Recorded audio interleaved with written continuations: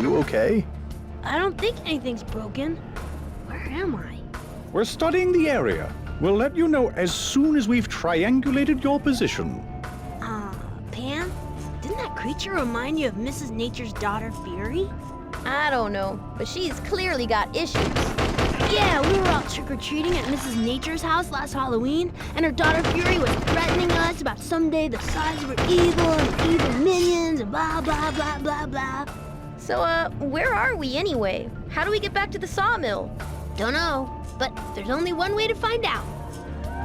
So we've arrived at the first real stage of Death Jr. Root of Evil, which means that this stage has a great deal of things to prove to the player. Fortunately, it is very much up to the task. This stage is great at showcasing almost everything remarkable and interesting about Death Jr. The level is quite sizable, there's a great variety in environments here, and there are quite a few new enemy types as well. It sets a pretty high standard for the rest of the game, and the rest of the game follows suit. The only downside to all of the perks I just mentioned is that sometimes the long levels can seem a bit overwhelming. Usually I try to tackle multiple levels per video, but some of them are just really large. This one is nearly 18 minutes long, as you can plainly see. As far as game design is concerned, we're still facing these basic mushrooms, but they fit well with this dreary, spooky autumn aesthetic, though that will soon fade out in favor of something more unique. Same with the mushrooms. Intriguing. It's a kind of contraption designed to bar your way. And it appears there may be some sort of object that allows you to open it. There's gotta be a switch around here. And there is Death Jr.'s second attempt at some brief comedy-focused commentary on video game design tropes. I think that one may be my favorite. You may have noticed there are some toys scattered about near this trailer, and you'll see why very shortly. Preliminary tests indicate those cables are strong enough to hold your weight. Try grabbing a hold of it with your, weapon.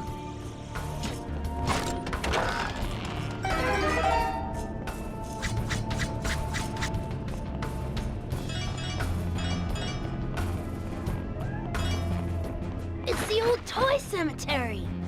Who would be lame enough to bury their toys? Well...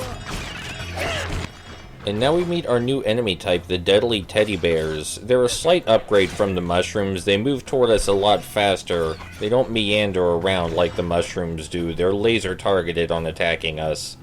And when they come in large numbers, that can be a problem if we aren't used to using the particularly small ham for crowd control.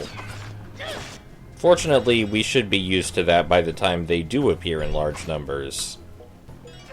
If not, I imagine engaging in melee combat with them would be quite frustrating for the average person, but there's a reason we have these unlockable melee moves. Otherwise, you could always attack them with your guns, but that's a bit excessive at this point in the game. Well, it was a really good toy. I couldn't just throw him away. He had a rocket arm and a giant vibro sword and a... You are such a dork. Well, at least I know how to get us out of here.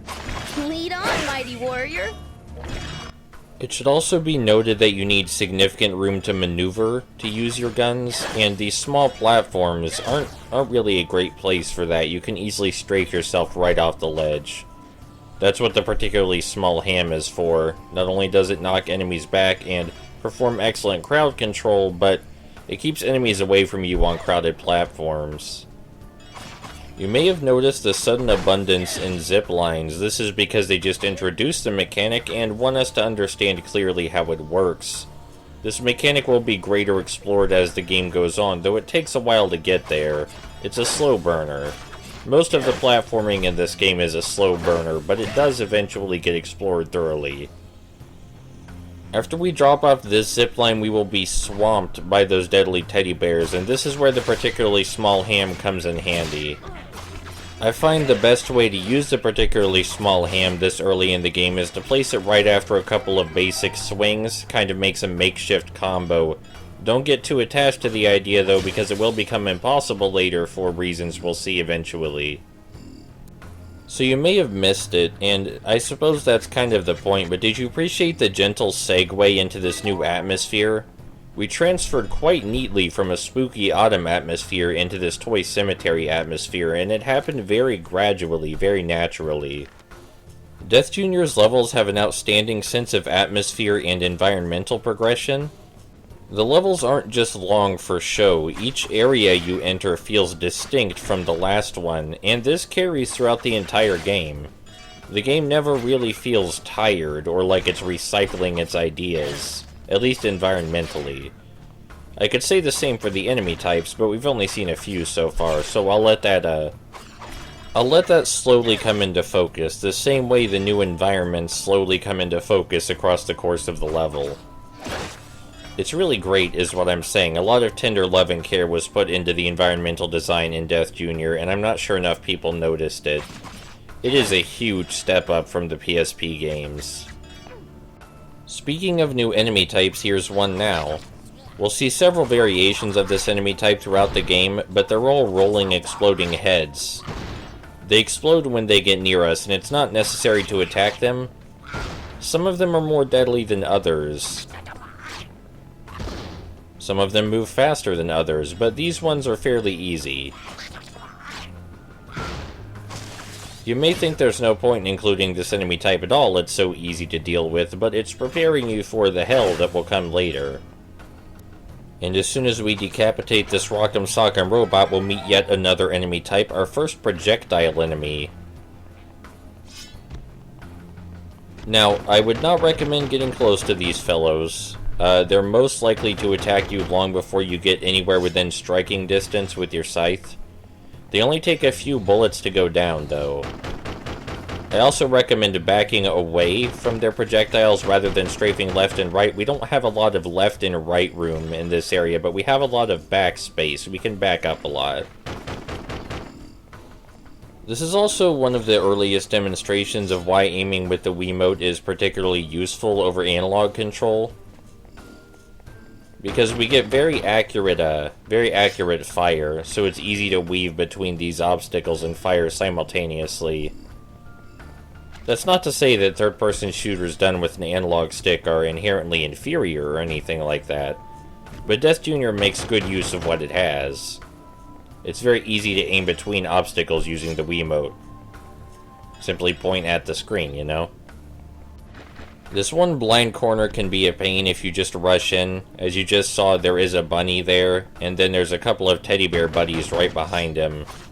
So if you just rush around the corner, you're probably going to get wrecked. Not that you need to worry too much this early in the game, because there are health crates in abundance. And when we do turn the corner, there's one more bunny way in the back. This time we can strafe left and right because we have a corner to hide behind. That mechanism has all the complexity of a child's toy to a mind such as mine.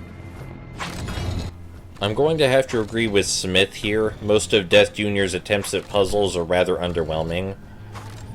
But they're pieces of the environment, and this one actually gets a cute deconstruction later, which makes it worth it. I can always appreciate games that use their self-awareness creatively. Immediately after we unlock these doors, we're greeted to a mini-boss of sorts. And the mini-boss is just that one really creepy toy from Toy Story that one of the developers must have had an affinity for. This is actually going to become a common enemy type later. It runs toward us very quickly and then twirls its legs.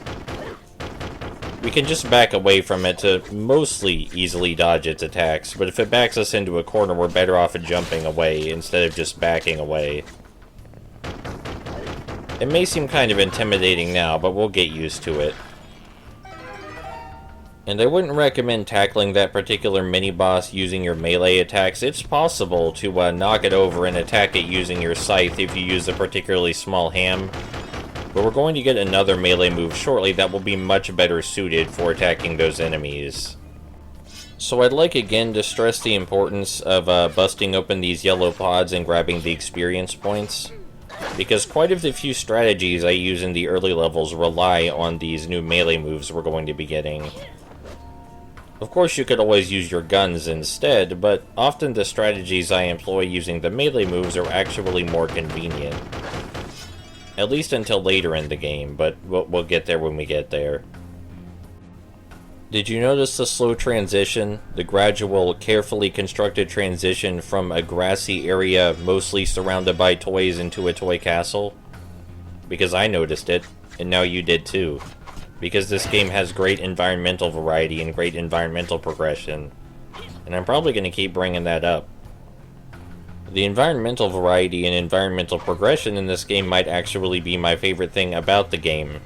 In so many games, you know, even if the environments don't repeat, you get the sense that they're repeating. I just find that's not an issue with Death Jr. Root of Evil. Everything feels like it was lovingly placed. Anyway, this next area with bunnies can be particularly troublesome because all of them are hiding behind dollhouses. And if we need to, we can blow up the dollhouses by shooting them enough times. But we can also easily aim between them.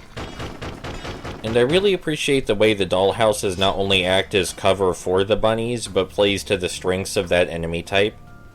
The bunnies' projectiles are a type of grenade, which means that they can easily throw their projectile over the dollhouses without the need to program any additional AI that's actually aware of the dollhouses.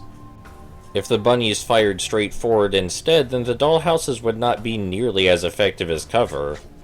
So the game designers knew what they were doing. Here's our first platforming section with something resembling challenge, I suppose you could say.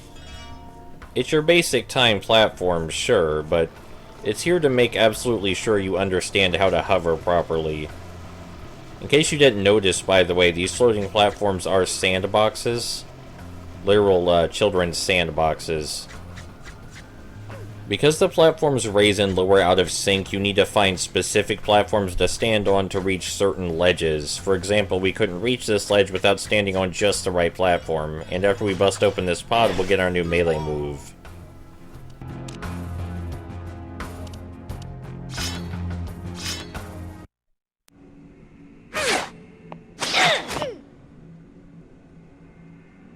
Safety first! In spite of what it may have looked like, the safety first is not a segue into juggle combos, but you'll see what it's for very shortly. So you may have noticed this area we're in right now, lots of water, right? That water has to come from somewhere, and the environmental progression has an answer for that as well.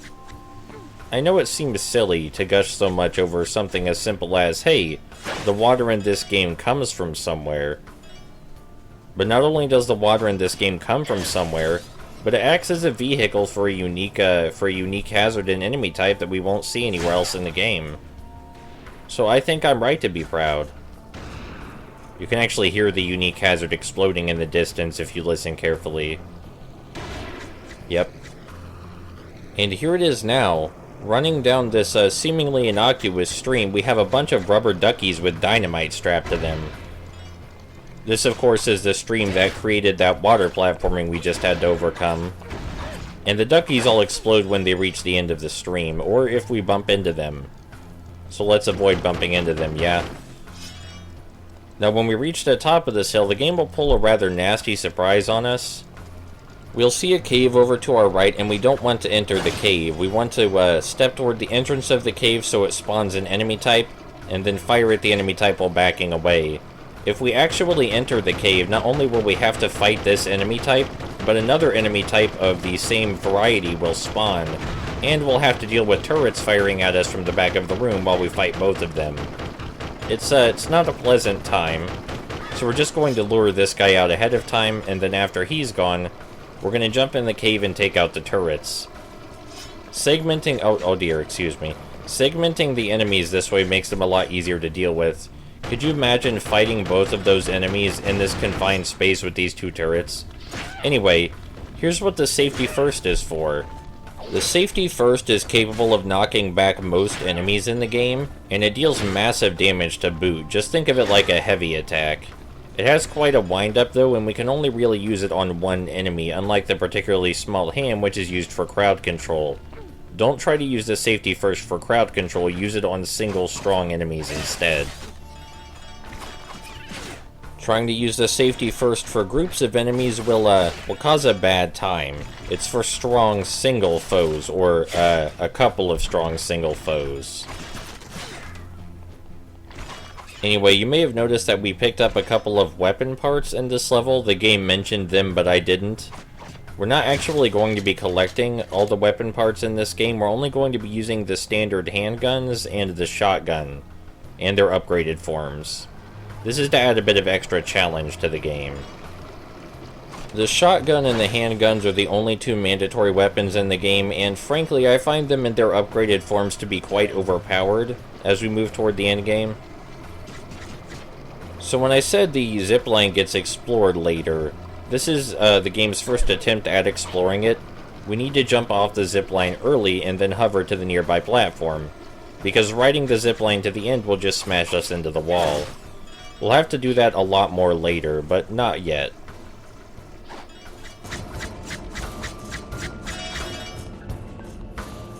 Oh, it's my baby Burp-Up doll. I thought you said burying toys was lame. She was more than a friend. Listen, you need to destroy that doll's head. If you do, I think we can open a portal for you. So the baby Burp-Up doll has eye lasers and can spawn enemies from her mouth. But if we move directly under her chin and use the safety first, we can deal massive damage to her consistently and just swipe her minions away whenever they get close using the particularly small ham. Using this method, we can deal consistent, massive damage to the baby Burp-Up doll with ease, with minimal risk to us. Those eye lasers really hurt. Right, anyway, we accidentally unlocked the weapon that we're not going to use. As I said, we're only going to be using DJ's two handguns, the shotgun, and their upgraded forms. We're not going to be using any of the other optional weaponry. Gonna run around and grab a couple of more experience orbs before we jump into the portal. So yeah, a long level, but like I said, lots of environmental variety, and the length wasn't just for show. A lot happened here. A lot that demonstrates the game's strengths, as I said.